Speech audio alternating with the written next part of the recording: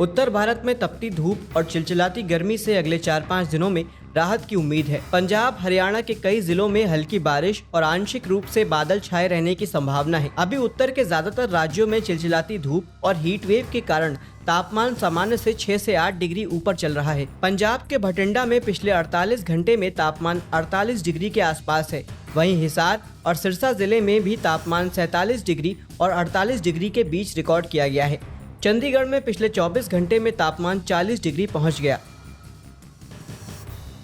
उत्तराखंड में गर्मी के साथ पानी का संकट गहरा गया है। राज्य के कई हिस्सों में पीने के पानी की किल्लत है। खास बात यह है कि कुछ हिस्सों में बारिश होने के बावजूद पानी की समस्या बनी हुई है। मौसम विभाग ने इस बीच 1 और 2 जून को प्रदेश में बारिश होने की संभावना जताई है। माना जा रहा है कि बारिश के बाद वनों में आग की घटनाओं में कमी देखने को मिल सकती है।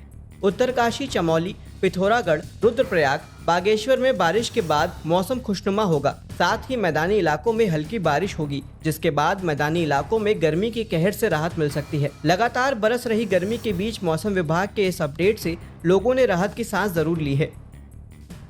देश की राजधानी दिल्ली में पारा 46 डिग्री पर बना हुआ है। दिल्ली और उसके आसपास के इलाकों में हल्की बूंदाबांदी के बावजूद गर्मी से राहत नहीं मिली है। बढ़ते हुए तापमान की वजह से राजधानी दिल्ली के इलाकों में पानी की बड़ी समस्या हो गई है। पूर्वानुमान के मुताबिक आज और कल आंशिक तौर पर बादल छाए रह सकते हैं और लू का असर जारी रहेगा। इस दौरान दिल्ली एनसीआर में आंधी और तेज हवाओं के साथ बारिश देखने को मिल सकती है। इस दौरान अधिकतम तापमान 44 डिग्री और न्यूनतम तापमान 28 डिग्री सेल्सियस के बीच रहने की संभावना है। बढ़ती गर्मी के बीच यूपी में कुछ हिस्सों में राहत की खबर है। राज्य में आज मौसम विभाग ने ऑरेंज अलर्ट जारी कर दिया है। पश्चिमी यूपी में कुछ स्थानों पर लू का प्रकोप रहेगा। इसी दौरान पश्चिमी यूपी में 30 से 40 किलोमीटर प्रति घंटा की रफ्तार से धूल भरी आंधी चलने की संभावना है। वहीं 1 जून को तेज रफ्तार के साथ हवा चलने और आसमान में बिजली चमकने की संभावना है। वहीं 3 जून को पूरे यूपी में गरज चमक के साथ आंधी देखने को मिल सकती है। वहीं आने वाले दिनों में यूपी के तापमान में 2 से 3 डिग्री सेल्सियस तक तापमान में गिरावट देखने को मिल सकती है। उत्तराखंड में जहां पारंपरिक फलों की खेती में सेब, नाशपाती, आलू बुखारा और खुबानी के उत्पादन की जगह ट्रॉपिकल यानी गर्म मौसम में उगने वाले फलों जैसे अमरूद, करौंदा, कीवी, अनार और आम की कुछ किस्मों की खेती बढ़ी है। इसकी वजह मौसम में आए बदलाव को माना जा रहा है। कृषि वैज्ञानिकों का कहना है कि ऐसे मौसम के अनुकूल फसलों से भी किसान भाई अच्छी फसल उगा सकते हैं। उत्तराखंड में साल 2016 से 2023 के दौरान पारंपरिक फलों के क्षेत्रफल में भारी कमी देखी जा रही है।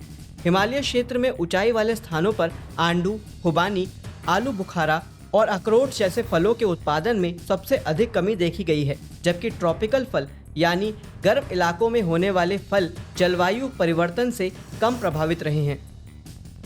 अब हॉस्पिटल में भर्ती या डिस्चार्ज क्लेम पर 3 घंटे में इंश्योरेंस कंपनी को अप्रूवल देना होगा। IRDAI ने हेल्थ इंश्योरेंस नियम में बदलाव करते हुए सभी इंश्योरेंस कंपनी से ऐसा करने को कहा है। इंश्योरेंस कंपनियों की तरफ से डिस्चार्ज अप्रूवल में देरी अक्सर तीमारदार की चिंता के साथ ही खर्च भी बढ़ा देती है। भारतीय बीमा विनियामक और विकास प्राधिकरण यानी कि IRDAI ने मास्टर सर्कुलर में कहा है कि किसी पॉलिसी होल्डर को अस्पताल में भर्ती होने के 3 घंटे के भीतर अप्रूवल देना होगा। इसी तरह डिस्चार्ज रिक्वेस्ट पर 1 घंटे के अंदर बीमा कंपनी को फैसला लेना होगा और 3 घंटे में डिस्चार्ज पर अप्रूवल देना होगा।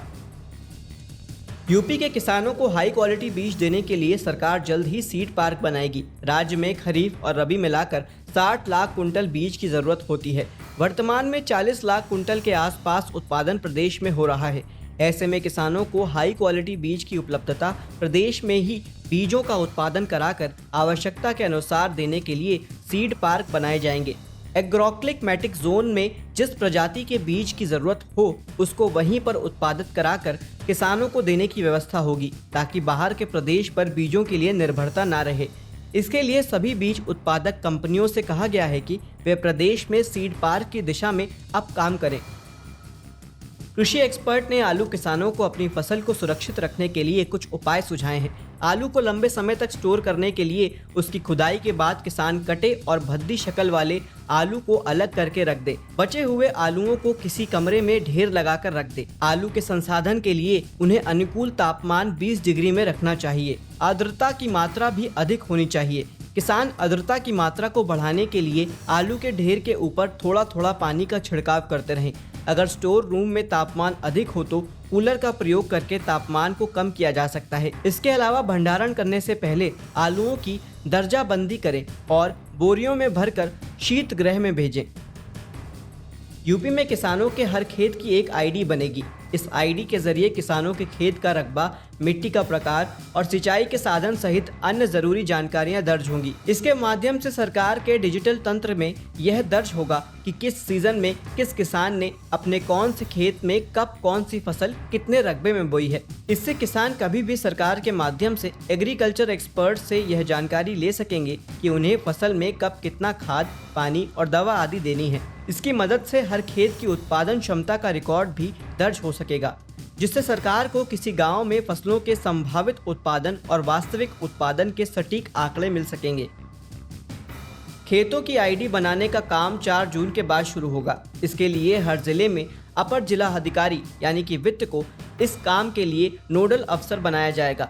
शासन की ओर से किसान रजिस्ट्री बनाने के काम को पूरा करने के लिए आगामी जुलाई से सितंबर तक का समय दिया गया है। हर जिले में किसान रजिस्ट्री बनाने का सिलसिला जुलाई माह के पहले सप्ताह से शुरू होने की उम्मीद है।